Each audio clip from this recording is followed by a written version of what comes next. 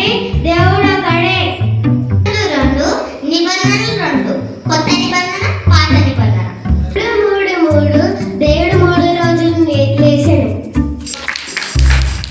4 4 4 సువార్తలు 4, మత్తయి, మార్కు, లూకా, యోహాను. 5 రొట్టెలు 2 చేపలు 5,000 మందికి పంచాడు. 6 రోజులు మంచిగా చేశాడు. 7 శిల్పం పైన 7 మాటలు. 8 నోవా వల్ల 8 మంది.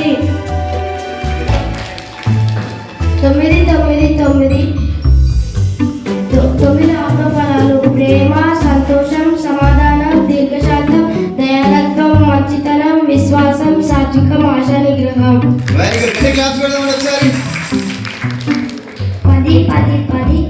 10 యాందరు. 11 యోసేపుకి 11 మంది అన్న తమ్ముళ్ళు. 12 యేసు ప్రభుకి 12 మంది శిష్యులు.